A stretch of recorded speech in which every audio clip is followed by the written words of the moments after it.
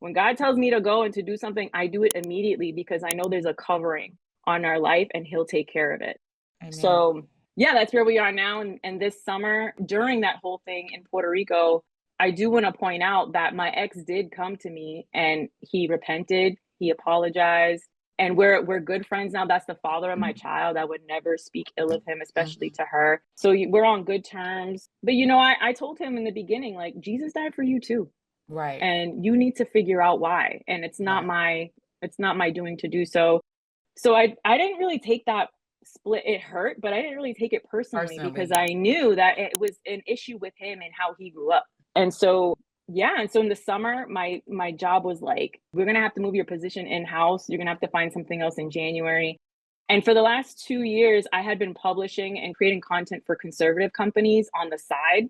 And someone was like, you should really turn that into a business. And I kept going back. Thank God.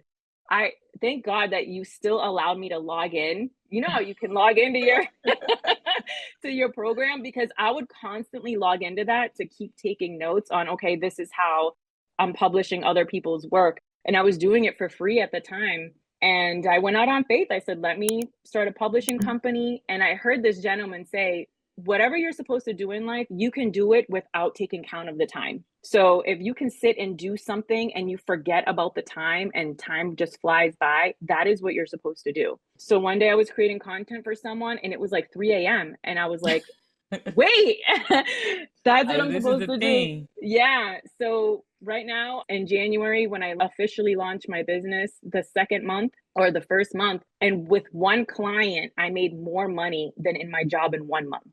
Amen. Yes. Listen. This month, last week, somebody signed a contract with me that paid me one client 2 months of work that would have been Listen. in my job. So now I'm just trying to figure out, especially with your podcast, on like how to hire, how to find the right people to work with. That is the space that I'm in. I have an editor that reached out to me that happened to be an editor for one of the best preachers in America, which is the ministry I'm under. She said, I love your content. Let's work together. I need a designer. I was like, well, I need an editor. I suck at editing. And it turned out she was working for the ministry. And so Wow. that was there's just so many divine connections. And now I'm helping formatting and design their books as well. And so it's just a blessing to see everything fall into place. And it's not that I don't want people to think that like when you're in God's will, that everything, all the blessings just come. You have to work. Like you have Yes. to prove yourself. And the way that I believe that the way that I got that first contract was because I decided that I was going to work, whether I got paid or it was for free. From the time I dropped my daughter off, 8, I was working from 9 to 3. Then from 3 to 8, I was focused on my daughter. And then from like 8:30 to midnight, I picked up another day. I Right. had to. I was doing that for about 2 weeks and then I got that first contract. And now I find myself doing that all the time, but I don't feel tired because I'm excited about it. And the people that I'm working with, I mean, there are people that were a lot of J6ers get a lot of flack, and some of them are really nuts, but some of them actually went to the Capitol to pray and they got arrested, thrown in jail, and tortured.